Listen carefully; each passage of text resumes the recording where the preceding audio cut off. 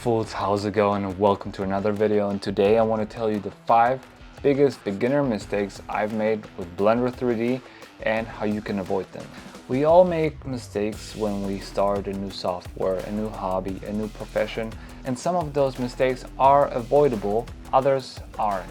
Some are, even while we do them, we even know it's wrong, but we do them anyways because of laziness, of just the frustration because the computer is too slow, and we just want to get the project done. But here are 5 mistakes for you to avoid so you are not as stupid as I am.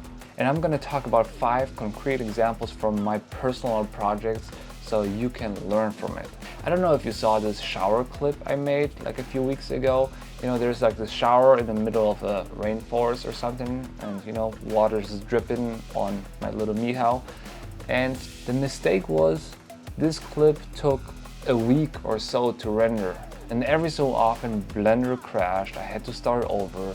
Sometimes I rendered overnight, it crashed, I didn't see it. So it took a very long time to render. Eventually I gave up on the render, and I should have given up way earlier. Especially with like practice projects like that, it doesn't really matter what the result looks like in the end because it's just for the practice really. So I should have just given up on the render and just move on to something else, but my computer was working in the background while I was trying to work on something else, and it just slowed down everything. I should have just given up on this project. If it's something important, like a film or so, then of course you have to finish it somehow. But if it's just like a little practice render, just screw it and move on. Mistake number 2. I did this little spaceship animation for my film She's Out of Your League in Space. And you know, we have those spaceships flying and another spaceship, you know, joins them. And I just don't love how the spaceship is animated, how it's moving. It just doesn't feel real. And instead of putting more time into this animation, I just wanted to get it done. So I was like, you know what, it's good enough, you know, like the audience is gonna like it or not like it, whatever. I just wanted to get it done. But now, thinking back while looking at it, I'm like, I should have just fixed it, you know. Would have been like 20 minutes or 30 minutes, maybe an hour of work just to have it right. But I didn't do it. And huge mistake, because I keep using the same shots on my Instagram reels, TikTok, wherever, and people still like it. It gets lots of attention, but it could have been better. You know, it could have been up there. While we're talking about spaceships, I have this other shot, this interior where I have my space ranger, you know, and another spaceship is crashing into him. And my mistake there was that I recorded when I shot this guy on a green screen. I actually had a camera movement. I had the camera on the slider, was moving back and forth, and that was a mistake because I had no idea how, you know, it works in 3D back then. Now I would know better, but back then, because that's what I learned in film school. When you have a shot of something in space and something in front of a green screen, you have the camera movement, the actual camera movement, and you have trackers in the background, and then you use those trackers to have the camera movement, and then you translate this camera movement into 3D space. And yes, there's a space for that, but in such a case, it would have been easier just to shoot him flat on a green screen and add the camera movement in post, so I would have had all of the freedom in the camera movement.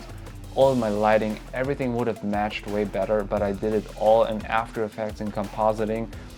I made it so much harder on myself, way harder than necessary. So a tip for you, if you shoot someone in front of green screen to put him in your 3D environment, don't move your camera unless you really have to. Another one just occurred to me from my last tutorial, how to make money with Blender. I had this shot of my floor and I wanted to, you know, have a bunch of cash falling on the ground, and it looked very cool, but for tutorial purposes I never really, you know, fine-tuned it. And in the end it turned out that the money was, the bundles were just too small. And after I rendered it, then I saw it, I was like, whatever, it's just, you know, for a tutorial I can just, you know, just upload it anyways. But it did get a lot of attention, I think, on Facebook or so, and everybody's like, oh, the money is too small. And I was like, yeah, I know, I'm an idiot, I should have fixed it, but I didn't. And putting things in scale in Blender this is like super important, because if the scale is off, it just doesn't feel real anymore. If I had to do it again, I would probably just put a real dollar bill somewhere in the scene so I can know exactly how big it is. But for that, I would need a real dollar. Mistake number 5. You know the diarrhea shot in my last short film, Lactose X? The camera's pulling back and he explodes in diarrhea. Beautiful shot. But the way I shot it, I actually shot it in the space with a real camera movement with the dolly out. And I shouldn't have done that, because in the end what I actually had to do, I had my actor, I had to rotoscope him, I had to stabilize his movement in scale and his actual movement, and then I could put him on the card in 3D. It would have been so much easier to just put a green screen behind him, have the camera on a tripod, because in the end I didn't even use the actual camera movement. I 3D modeled the entire room to actually have the diarrhea explosion, but I had no idea of this workflow. I didn't know how to do that.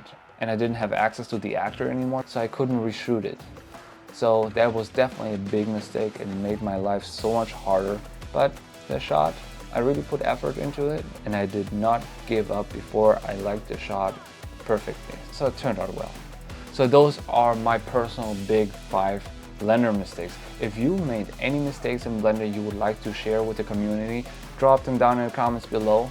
Like the video if you're new here, subscribe definitely if you are into filmmaking and Blender and VFX in general. Thank you so much for watching, and see you in the next video. Toodaloo-doo.